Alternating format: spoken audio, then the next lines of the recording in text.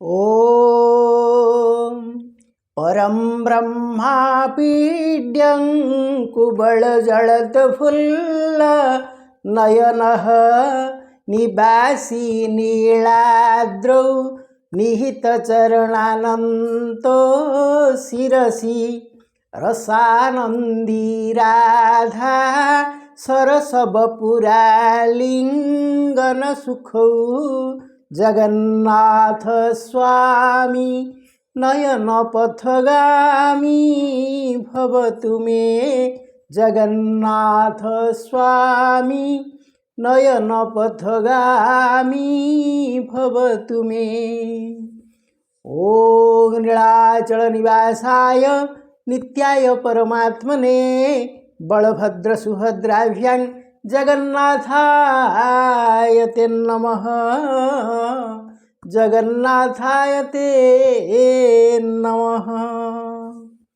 प्रिय सज्जन वृंद, आजिर ए भागवत पठन और प्रवचनर पावन परिसर को आपण मानक स्वागत जनाऊँ। आमे वर्तमान सुधा तृतीय स्कंधर चतुर्विंश अध्याय पर्यंत पहुँचीचे। आज आम चतुर्विंश अध्याय पाठ करिबा। तेबे चतुर्विंश अध्याय जहाँ विषयवस्तु रही सेगुड़िक निश्चित भाव में आमको टी आध्यात्मिक चिंता आड़ को टाणी नब। तेबे भगवान होचंदी प्रेममय, से होचंदी स्नेहर गोटे मंदाकिनी धारा। से समस्त को भल पाती। आपण जदि तांको टिके भल पाइबे से आपण को आपणकर 10 गुणा भल पाइबे। कहीं ना से सदा सर्वदा आपण उपरे नजर रखि थांती। आपण भाइबे हाँ भगवान कौन मो ऊपर नजर रखिछन्नी। हाँ कहीं ना गोटे आमर गीतटी अच्छी शून्य पुरुषर महिमा देख रे शून्य रे जाऊछि उड़ी बेल सरी गले शून्य रु आमकु शून्य को नेउछि भिड़ी। तेणु भगवान सबुबेले नजर रखि थांती। जेतेबेले बेल जार सरी जाए ताकु से शून्य को फेड़ी दियंती। ताहेले तांकर गोटे आकर्षण शक्ति रही एवं से जेतेबेले पठेइथिले एवं आमर जेतेबेले काम सरी जाउ से पुणी टाणी नउचंती। तेणु से होचंदी चुंबक, आमे होचे लुहा। आमे जदि निजको परिष्कार परिच्छन्न करी गोटे लुहा करी रखीचे ठीक भाव में रखीचे ताहेले भगवानकर आकर्षण आम प्रति सदा सर्वदा रहिबो। एवं आमे जेतिकी तांकर पाखे जिबा से आमको आहुरी जोर रे आकर्षण करी चलिए। तेज मोर जड़े बंधु थरे मत पचारे कहले तुम्हें कहूँ तो आमे सब लुहा आमको भगवान चुंबक से सब टाणी नौचंदी एवं आकर्षण से सदा सर्वदा करती। कहीं मत तो किसी आकर्षण करूना कारण मोर कौनसी भगवान प्रति आग्रह टोटाली ना। मु तुम ए गीता भागवत गुड़ा किसी पढ़िया को पसंद करे ना, मंदिर जावाई पसंद करे ना। मोर निज बाहुबल उपरे मोर पसंद अच्छी, मोर या उपरे विश्वास अच्छी। भगवान प्रति मोर किसी विश्वास ना। ताहेले मु तो लुहा नुहे। मु तुम्हें किंतु कह समस्ते आमे लुहा आमको भगवान चुंबक भाव में टाणुचन। मु कहली नाई नाई तुम्हें लुहा किंतु तुम से गोटे असुविधा अच्छी ना। कौन असुविधा? मुझे तुम्हें हूँ कलंकी लगा लुहा जी गुड़िए पापर पंकरे निजकू घांटी देती। तेणु तुम देहरे जेहेतु कलंकी लगी जाइए कलंकी लगा लुहा को चुंबक सहजरे आकर्षण करें ना। बहुत कष्ट से आकर्षण कले कर ना अति कलंकी भी लगी छुईब ना टाणी हो पार ना। तेणु तुम्हें जब टी गीता भागवत बा विभिन्न आध्यात्मिक ग्रंथ पठन कर तुम कलंकी छाड़ीज एवं भगवान तुमको टाणी ना तुम्हें जापर शेष बेलू केमी टाणी नौचंदी कि जेहेतु आमर कहला शून्य पुरुषर महिमा देखरे शून्य रे जाउछि उड़ी बेल सरी गले शून्य रु आमको शून्य को नौछि भिड़ी। तेणु एटा जितेबाला होउछि लास्ट रे तो होउछि शेष रे होउछि। तेणु आकर्षण नाही केमिति। तेणु प्रिय सज्जन वृंद आम देहरे जदि किछि मैला अच्छी किछि कलंकी अच्छी ताकु टिके धोइबा पे व्यवस्था करिबा एवं एई आध्यात्मिक ग्रंथ परमशास्त्र भागवत टिके पठन करिबा एवं तार जो भक्ति रस जो भक्ति मंदाकिनी प्रवाहित होउची सेथिरे टिके आमे स्नान करि जिबा। ताहेले आज आमे पाठ करिबा 24 अध्याय तृतीय स्कंधर 24 अध्याय। ए पर्यंत आमे जानिथिले जे कर्दम ऋषि विवाह करथिले देवहूति को एवं तांकर 9टी कन्या संतान जन्म होइथिले। से ब्रह्मांग निर्देश रे तांकर सृष्टि प्रक्रिया चालू रखिथिले एवं से वर्तमान देवहूति को कहिले मु तुम सहित संसार किछि दिन करिगली या परे मु मोर पुनश्च सन्यास धर्म अवलंबन करिवि मु वर्तमान तपस्या करिया पे बाहरली। देवहूति कहले महाशय ये तो हेला अधा काम आपण कन्यार पिता हेले मु कन्यार माता हेली 9टी कन्या तांको आपण जदि विवाह न देई चली जिवे ताहेले दायित्व मु कोन संपन्न करि पारि। तेणु आपण दया करी कन्या को विवाह करे दियंतु एवं मो कोଳରେ जदि गोटे पुत्र संतान थांता ताहेले सिना से मो पाखे रहिले आपण गले सन्यास रे मोर दुख मु करंती नाही किंतु मो पाखे केही नथिबे मु केमती निराश्रय हे रही जीवी। तेणु से शास्त्र आमर कहले कि पुत्र निवेशी पत्नी पासे अथवा चलिव सन्यास। तेणु पत्नी पाखे जदि पुत्रटीए थिब ताहेले जदि गृहकर्ता जदि सन्यास गले ताहेले किछि असुविधा नाही। तेणु पत्नी कथा शुणी कर्दम कौन कहले से संपर्क में वर्तमान आज आम पाठ करिबा। मैत्रेय उवाच एमंत पत्नीर वचने कर्दम अति सावधाने गोविंद पदे मन देई कहिले पत्नी मुख चाही शुक्ल वचन स्मरी मने कहंती अमृत वचने कर्दम वाज तू देवी रूपे अनिंदिता मने न कर किछि चिंता एही निकटे तो उदरे गोविंद नव कलेवरे जात होइबे तोर भावे तु व्रत तपर प्रस्तावे तु व्रत दान ध्यान करी विष्णु चरण हृदय धरी ए मायामय सुख तेज तपे गोविंद पादे भज से शुक्ल वर्ण तोर भावे मोहर तप बल लाभे संशय ग्रंथि तोर चित्ते से दृढ़ बंध कर्म गते से हरि ज्ञान उपदेशे सर्वछेदिबे अवशेषे। तेणु कर्दम कहले हे देवहूति तुमर मनोकामना पूर्ण हब निजे भगवान तुमर पुत्र रूप रे जन्म ग्रहण करिवे एवं तुमर मनरे जेते संशय अछि आध्यात्मिक चिंता चेतना को से आउ टिके जागरण करदेवे एवं तुमको यथेष्ट आत्मज्ञान मध्य से प्रदान करिवे। तेणु तुम्हें निश्चिंत रुह। मैत्रेय उवाच से देवहूति से संदेश कर्दम वचने विश्वास करी भजिले श्रद्धा भावे जगत गुरु हरिपादे एबे निभाव हृदय धरी अशेष मंगल मुरारी प्रवेश प्रजापति अंगे पति कामिनी अंग संगे गर्भ संजोगे देह धरी जन्म होइले नर हरि संसार निस्तारण साधे अनल जेने दारु मध्ये आकाशे शुभे नाना वाद्य शुभ मंगल वेदनाद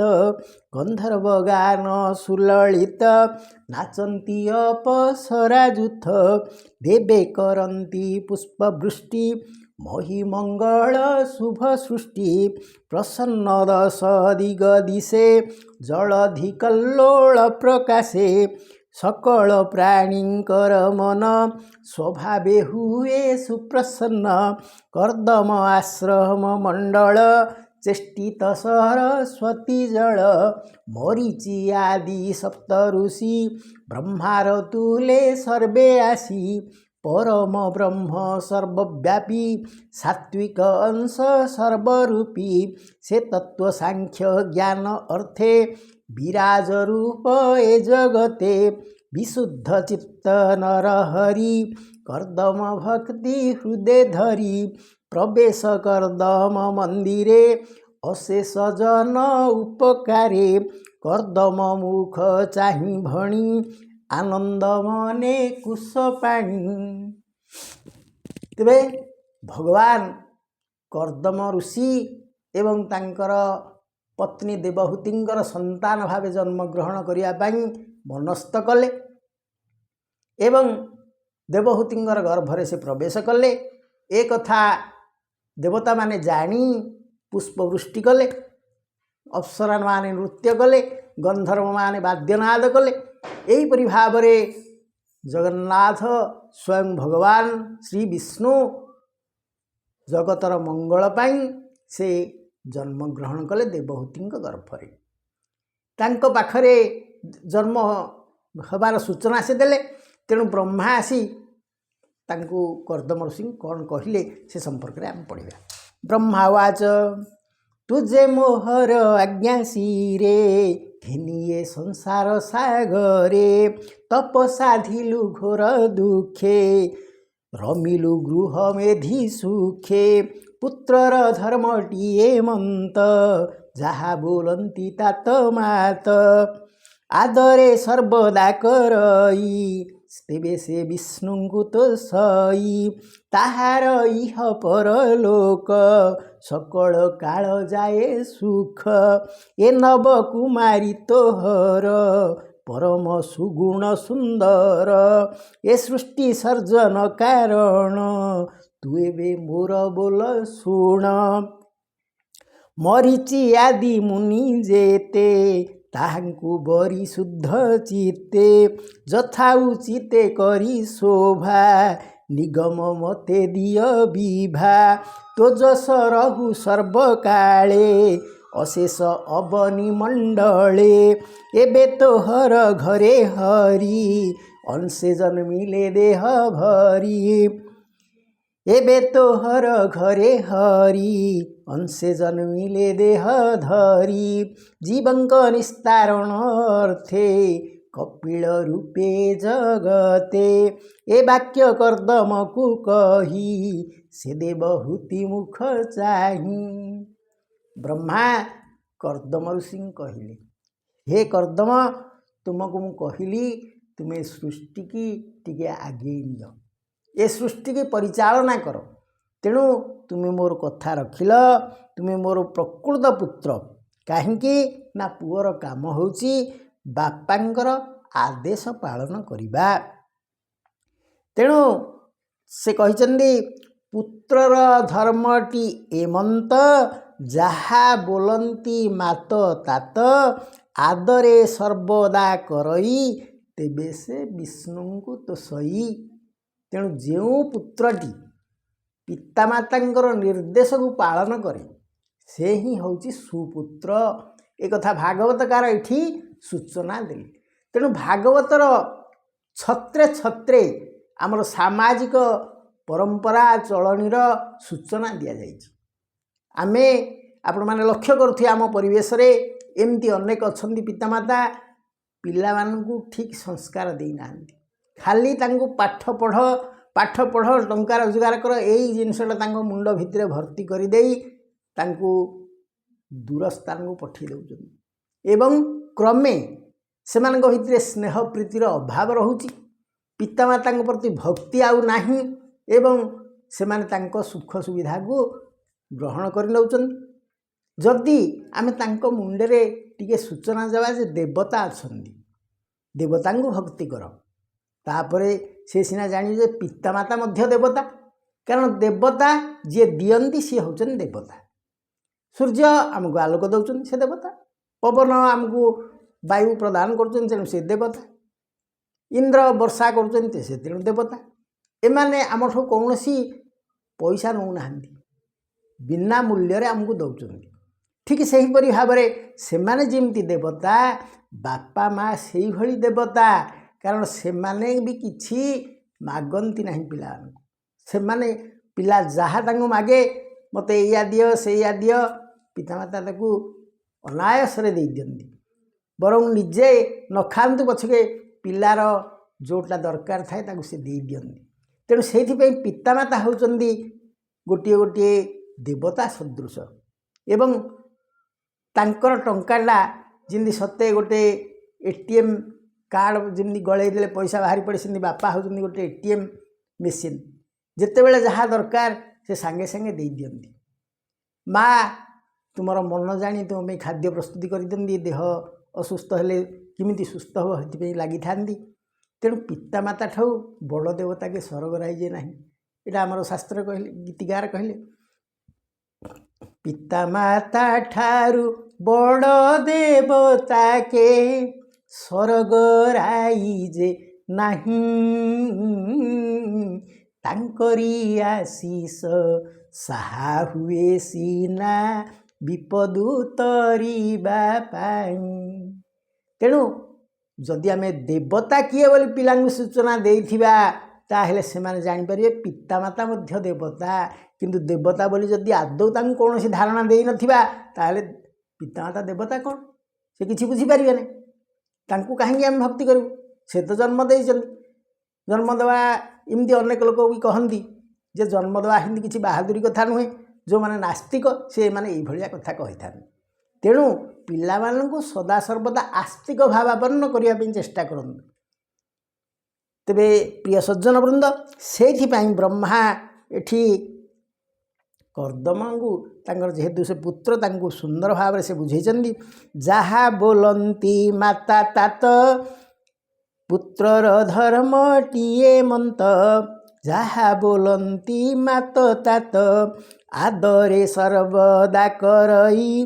तेबे से विष्णु को तो सही तेणु पितामाता काम जी आदर सहित करे विष्णु ता उपरे संतुष्ट हुंदी ताहार इह परलोक सकल काल जाए सुख ये नव कुमारी तोहर परम सुगुण सुंदर तेरे से कहले जीए पितामाता सेवा करे तार इहलोक एवं परलोक उभय से सुख पाए तेणु भागवतकार एठी आमको यही भाव में दिव्य ज्ञान प्रदान करिसेंती तेणु प्रिय सज्जन वृंद आम टे भागवत को अध्ययन करवा तापर कौन कहले कहले ब्रह्मा ये सब संतुष्ट हेले कर्दमंग उपरे एवं तापर तांकर पत्नी को कहले देवहूति को कहले कौन कहले धन्य जीवन मात तोर हे देवहूति कहन्ति प्रभु वेदवर धन्य जीवन मात तोर हे देवहूति शुण तुही तो पुत्र सामान्य नुहई ए हरि तोहर नंदन छेदी बहुदय बंधन ज्ञान विज्ञान जोगे कर्म नासिब धरी जति धर्म सिरे अरुण जटा भार स्वरूपे जगत सुंदर नेत्रे चरणे पद चिन्ह सुंदर जगत मोहन परम ज्ञान तोते कही इच्छाए भ्रमी बये मही ये सिद्धगणांक ईश्वर सुसांख्य जोगिंकर सार तो जस कीर्तिर वर्धन होइब कपिलया नाम तेणु ब्रह्मा कहले हे देवहूति तुम बहुत भाग्यवान तुमर पुत्र रूप भगवान जन्म हेबे एवं तांको नाम हेब कपिल एवं से एभली भाव तुमको ज्ञान दान करिवे जहाँ तुमर जोटा सांख्य योग बोली कहुब एवं से परम ज्ञान तत्व तुमको बुझे देवे मैत्रेयवाच कर्दम देवहूति बेनी आश्वास करी पद्मजोनी नारद आदि पुत्र मेले अनेक मुनिंक गहळे से हंसमय दिव्य जाने तक्षणे गले निज स्थाने ब्रह्मा अंतरे से कर्दम हरस चित्ते सुसंभ्रम ब्रह्मार आज्ञा घेनी सिरे ऋषिंकी आणि निज पुरे मंगळ दुर्वा सूत्र रखे बरोबरिले के मरीचि मुनि हस्त धरी कला कन्या कुवरवरी आनंद मने करी विभा कियबा पटांतर देवा त्रिदशे देखंती आकाशे हर गौरी प्राय दिशे द्वितीय कन्या अनुसूया अत्रि मुनिंकी देला ताहा श्रद्धाळु अंगिरस मुनी बरिला करे अर्घ्य घेनी पुलस्ते हवी देला दान पुल हे गति विद्यमान क्रतुंकु देला क्रिया सती भृगुंकु समर्पिला ख्याति वसिष्ठे वरी अरुंधती अथर्वणकु देला शांति एमंते नव विप्रवरे कन्या विवाह निज पुरे। तेबे कर्दम एवं देवहूति तांकर 9 जन कन्याଙ୍କୁ 9 जन ऋषिଙ୍କୁ विवाह देले। तांकर कला बोली गोटे कन्या थिले तांको से मरीचि ऋषिଙ୍କୁ विवाह देले। तापरे से माने कोन कले ना द्वितीय कन्या ना हो तांकर अनुसूयांଙ୍କୁ से अत्रिंग सहित विवाह देले। तापरे अंगिरस मुनि कि तांकर झियो गोटे थिला तांको ना श्रद्धा तांको अंगिरसଙ୍କୁ विवाह देले। तापरे हबी बोली गोटे झियो तांकर होची 14 माने 4 नंबर झियो तांको से पुलस्त्यंक सहित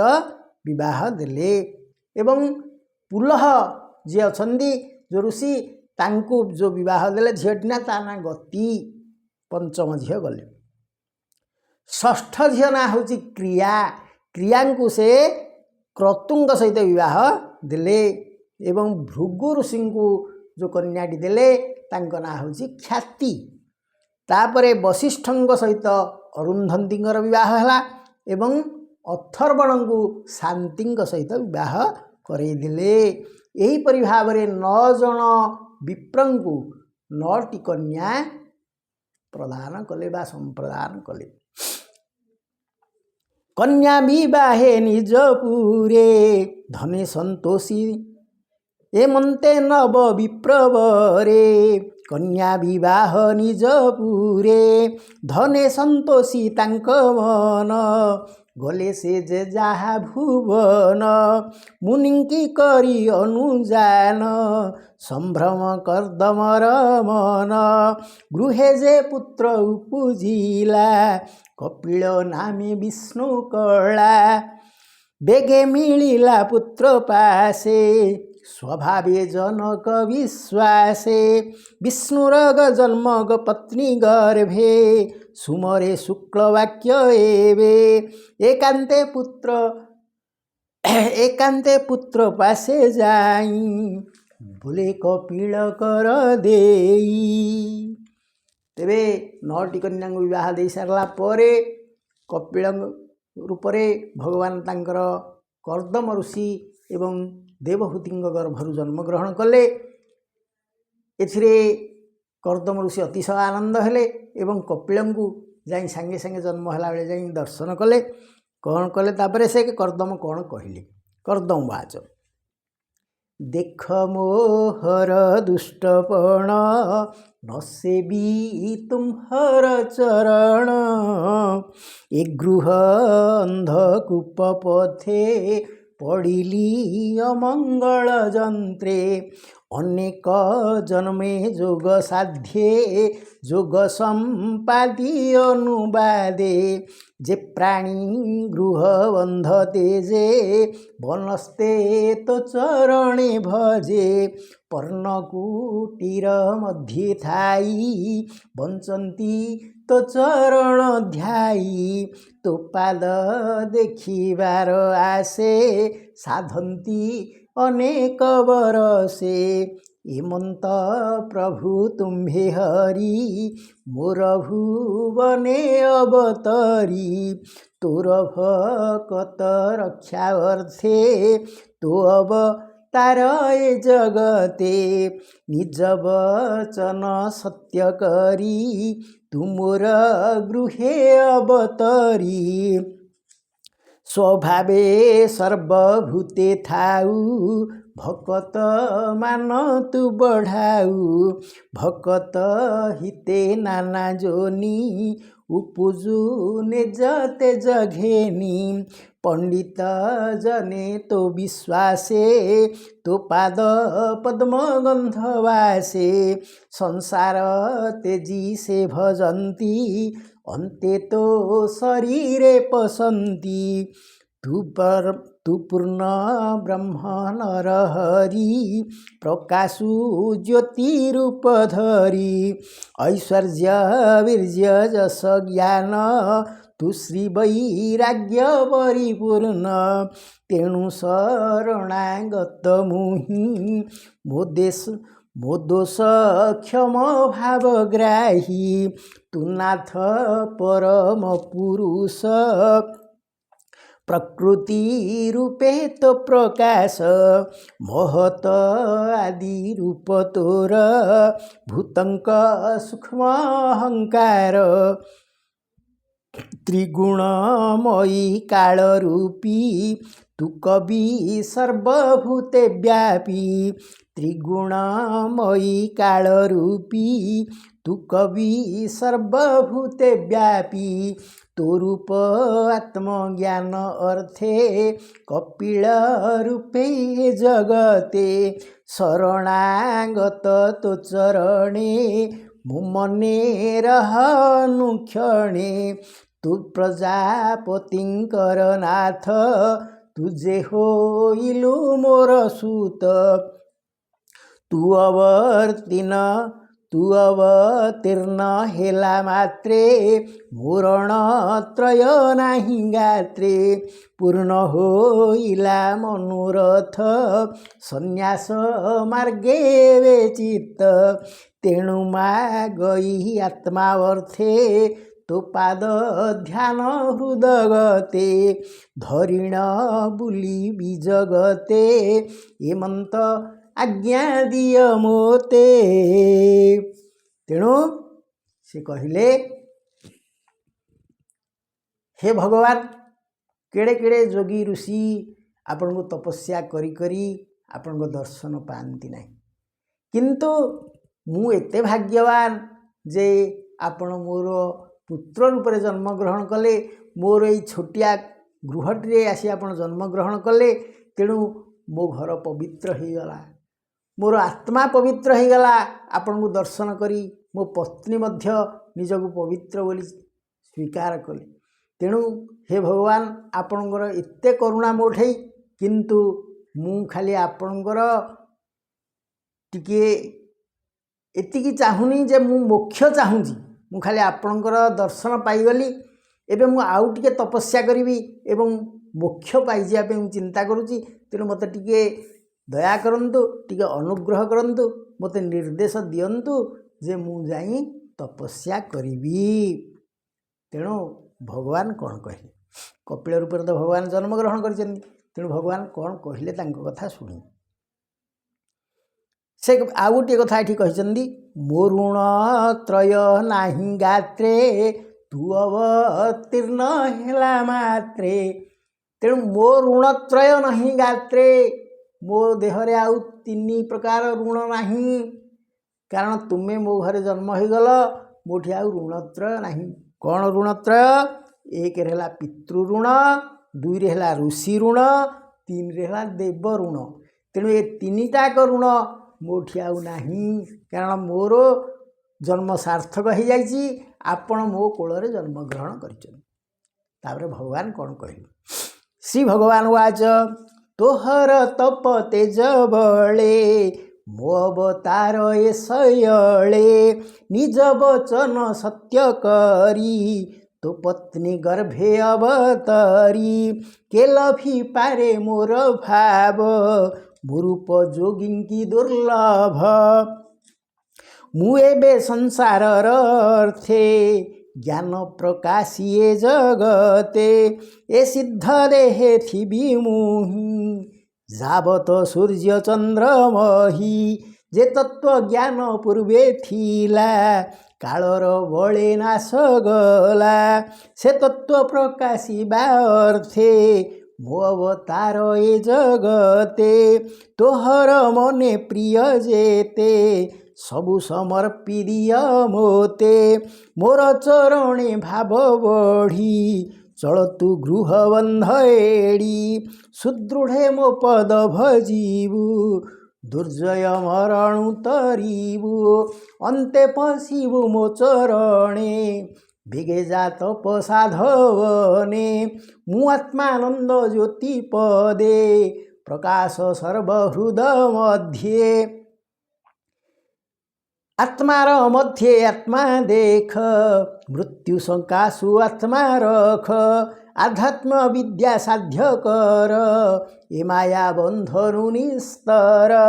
जे विद्या बळे देवहूति हेब परमानंद प्राप्ति। तेणु भगवान कहले ठीक है तुमे एबे जाओ तपस्या कर एवं तपस्या सिद्धि लाभ करी तुम्हें पुनर्बार मो देहरे मिशीज तेणु तुम मोक्ष हो मु तुमर पत्नी देवहूति को समस्त प्रकार ज्ञान प्रदान करी। मैत्र कौन कहले मैत्र वाच एमंत हरि आज्ञा पाई अभय पदे मन देई विष्णु को प्रदक्षिण कला मौन व्रते बने गला अहिंसा व्रत आचरण केवल आत्मा रे शरण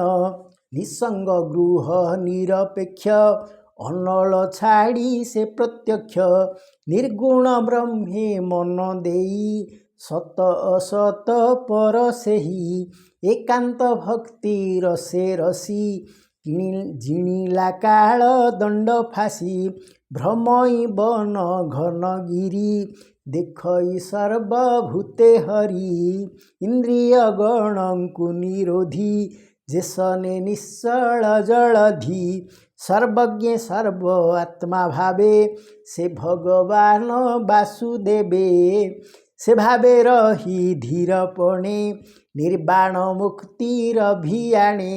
देखई सर्वभूते हरि आत्मा स्वरूपे अच्छी पुरी हरिर देहे जगत देखे अभेद दृष्टिगत अंते लभिला हरि भाव जे हरिदेवंकु दुर्लभ एमंत विदुरर आगे मैत्रेय कहे प्रिय भावे निर्मल भागवत बाणी भाषा प्रबंधे परिमाणी तृतीय स्कंधे भागवत कहिला दास जगन्नाथ इति श्रीमद्भागवत महापुराणे पारमहंस्य साहित्यायां तृतीय स्कंधे कर्दम प्रवचन नाम चतुर्विंशोऽध्यायः। हरि ओम। प्रिय सज्जन वृंद एबे कर्दम ऋषि तपस्या जेतेबेले करी चलीगले सेतेबेले तांकर निजर आत्मज्ञान लाभ होला से लक्ष्य कले जे संसार गोटाक हरिपुरी रही एवं जेकोसी जीव से मध्य हरिंकर अंश एक कथा से निजे अनुमान करिपारले एवं अनुभव करिपारले। तेणु प्रिय सज्जन वृंद आमे से भगवान को टिके प्रेम भाव में डाकिबा एवं तांकु निश्चित भाव में समस्त काम आमे समर्पी देवा ଏବଂ ତାଙ୍କୁ ଏତିକି କହିବା ଯେ ହେ ଭଗବାନ ତ୍ୱମେବ ମାତା ଚ ପିତା ତ୍ୱମେବ ବନ୍ଧୁ च सखा त्वमेव विद्या द्रविणं त्वमेव सर्वं मम देव त्वमेव सर्वं मम देव त्वमेव सर्वं मम देव हरि ओम।